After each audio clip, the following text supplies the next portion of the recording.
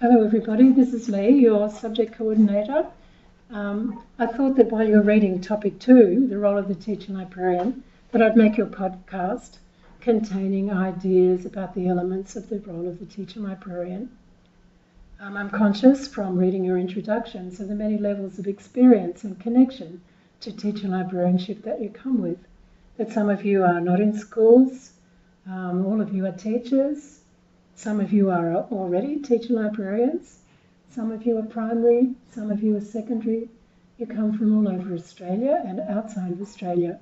So you all have different concepts of what it is a TL does and different reasons for wanting to be a teacher librarian. So I thought I'd run some ideas past you in a light-hearted way. So the image you're looking at is from Library Girl, Jennifer Lagarde, whose award-winning blog, The Adventures of Library Girl, prove that you don't have to be a superhero to be a teacher librarian, but having a cape and standing on a pile of books probably helps.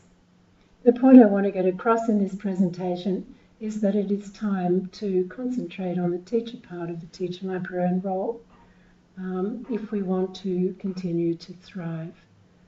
Just to tell you, if you want to progress with these slides and to hear the narration, you need to click the arrow on the left-hand side.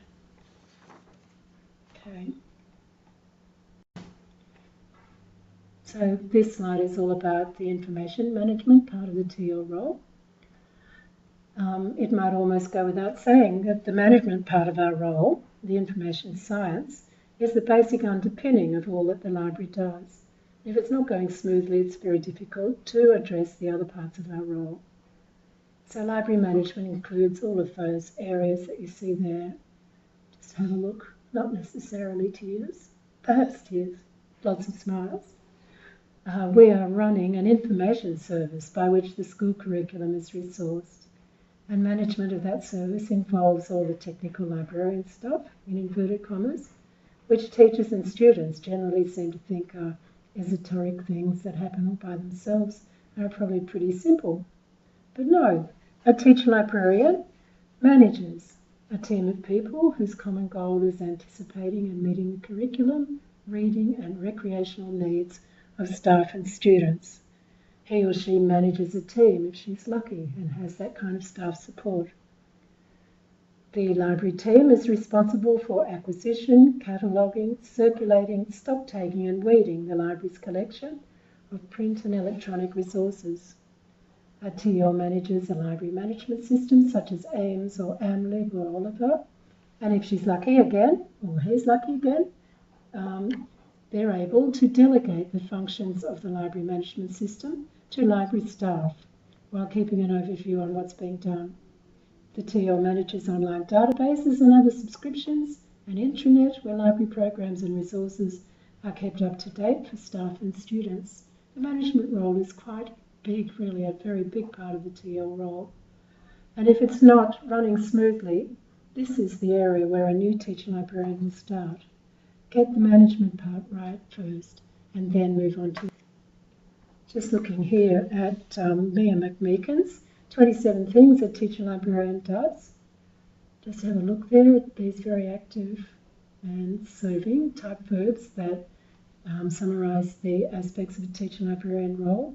This is just part of it. We do all of this. But what is the role that will keep us thriving? I believe it's the teaching role that we really need to prioritise. That's my opinion. Here and more, 27 things a TL does. Why is the role of the teacher librarian so debated? It's a big question. And I thought I'd tell you my own story as a TL that might help you to sort out some of the facilitating and inhibiting factors to getting a balance in this role of the TL. So here's my TL story. It includes 4 primary schools where I learnt the demanding trial of a RFF released from face-to-face teaching, where streams of classes were my daily lot for quick borrowing, a quick story and sometimes a even quicker sort of activity. How I did my management was nobody's business. My tale includes 4 high schools. The first one was where I began teaching as an English and history teacher, and though it was difficult in my first appointment, as it is for all new teachers, It was crystal clear what I was there for, to teach English and history.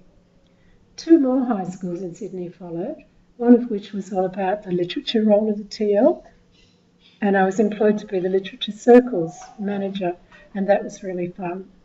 Then followed another high school where I learned about the influence an empowering principal can have on your role, as she facilitated me to begin inquiry in the school.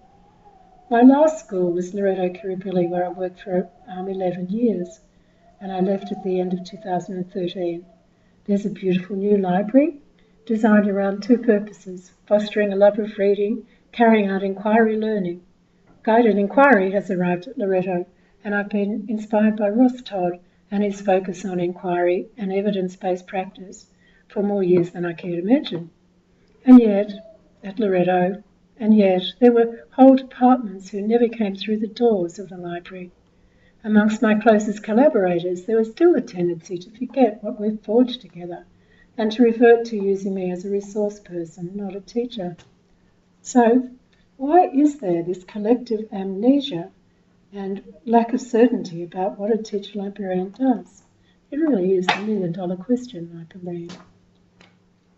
So in your readings this week, you get to look at standards and statements regarding the TL role and its component parts. So up the top are ASLA's view on what a TL will do, which seems a comprehensive approach, though I can't see literature promotion, which is one of the favourite arms of our role. SLAZA has a nice straightforward approach to our role in the clip that you see on the bottom left side, and does mention literature promotion quite actively. If you look at IFLA and IASL as well, you'll get a good view of the various standards documents that there are. And so you were directed this week also to the ASLA, Standards of Professional Excellence for Teacher Librarians, which show what a TL performing at the level of excellence is able to do. They describe her professional knowledge, practice and commitment in a set of 12 standards. And so you see the principles in this wordle: lifelong learning, information literacy, ICTs, pedagogy, assessment, management, etc. They are really not what a new TL could expect to be able to do immediately, as these standards are aspirational. Indeed, a teacher librarian who's been a teacher librarian for a very long time could still aspire to these standards and not achieve them yet. They were 2004, and in some way the TL standards anticipated the National Professional Standards for Teachers, which are now being implemented across Australia. The thing is, we will be expected to be evaluated under these standards, which are those that you see above. The 7 standards divided into professional knowledge, practice and engagement. Note that the standards are applied differently for the stage of career a teacher is at, moving from graduate teachers through proficient, through highly accomplished to lead teachers. So this really is one of the main practical reasons why our teaching role needs to be brought to the fore. We need to be accredited. This clip shows a breakdown of one of the AITSL standards, know the content and how to teach it, across a teacher's career through graduate, proficient, highly accomplished and lead teacher. So you'll be asking yourselves, how do we fit with these national teaching standards? How does a teacher librarian get accredited? What proof can she bring that she's achieved these standards? It's exciting news that ASLA has released the evidence guide for teacher librarians in the highly accomplished career stage, which uses the national teaching standards to describe how a TL can meet them and what evidence needs to be gathered. It's a very exciting document that allows us to firmly place ourselves in the teaching sector, which is good for our longevity. You can get this document from the library, and also I'll put it in resources. And this document, the evidence guide for TLs in the proficient career stage, is coming soon from ASLA. It's due for release in April, and this is the guide that beginning TLs would use for gathering evidence for accreditation. It is assumed that all TLs are already proficient teachers, And this document moves from that premise to apply each national teaching standard to the role of the TL. It describes how proficient TLs can meet each standard and what evidence needs to be gathered.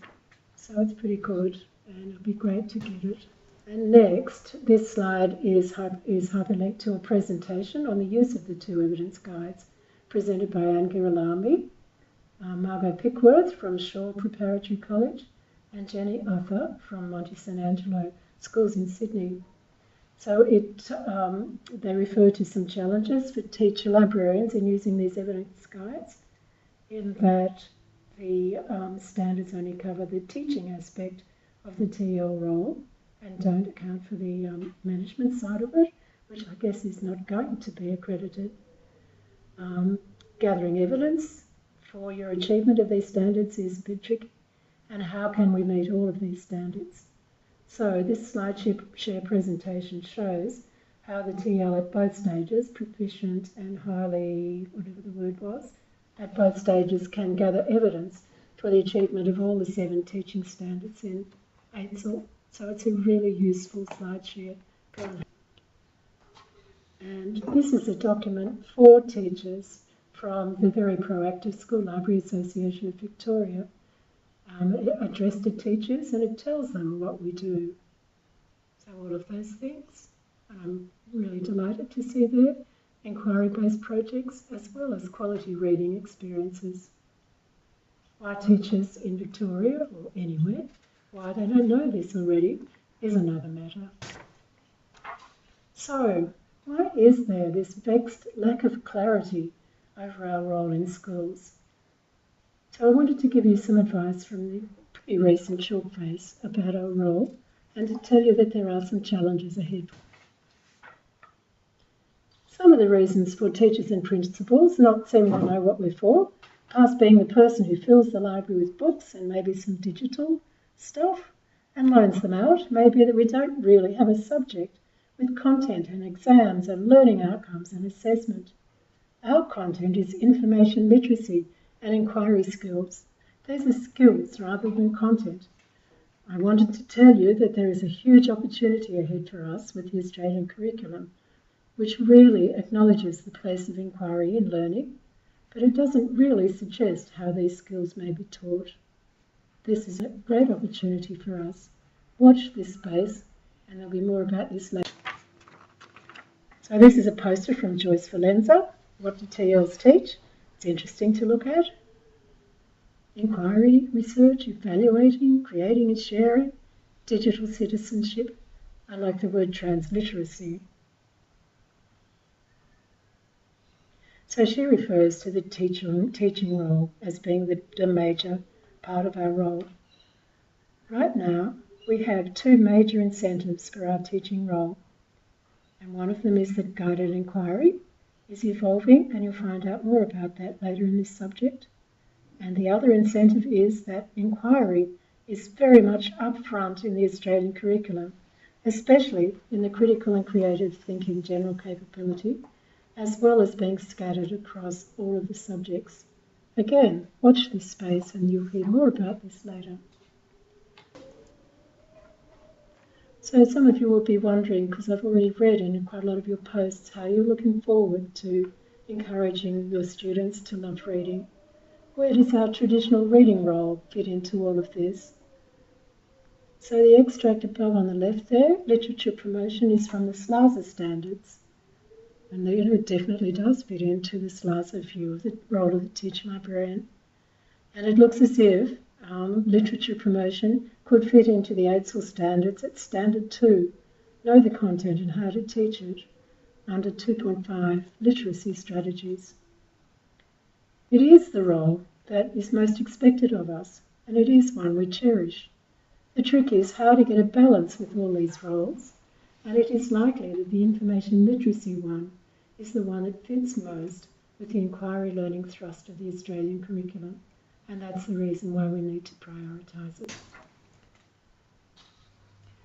So other reasons for lack of clarity about our role include teacher training courses not having very much in them about what school librarians can do. Principals are often misinformed or uninformed about us, And teachers don't often have the experience of working with collaborative teacher librarians. So what can you do? These are some of the things that you can do to begin with.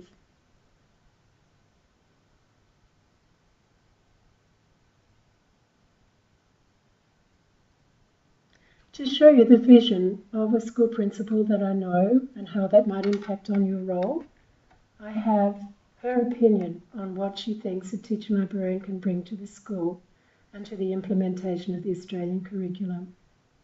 This principal said the following: I see the teacher librarian as the leader of learning, both for teachers and students. The space in which this is to be done is critical, so that teams of teachers can work with multiple classes under the supervision of the TL. I see the TL as someone who can unpack the Australian curriculum for our teachers. I can see that the inquiry skills so liberally scattered throughout the Australian curriculum does not have a process whereby it can be taught. I am most interested in an analysis of this and a solution that a TL might be able to bring me. And lastly, I see her, my TL, as someone fostering a lifelong love of reading in students. So that principal has really got it right. What does the teacher librarian do? The teacher librarian does a great deal.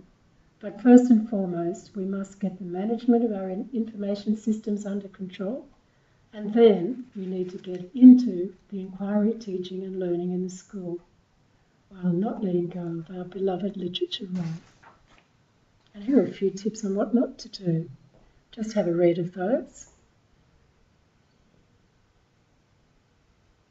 Yeah, for people to regard you as a teaching partner, you have to talk your way into it, and you have to, have a good experience as a teaching partner to build on.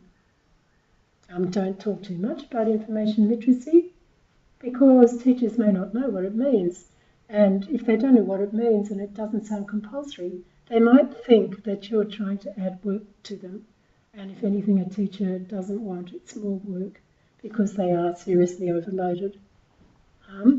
Another thing is, don't present yourself as the only person in the school with a bird's eye view of the curriculum.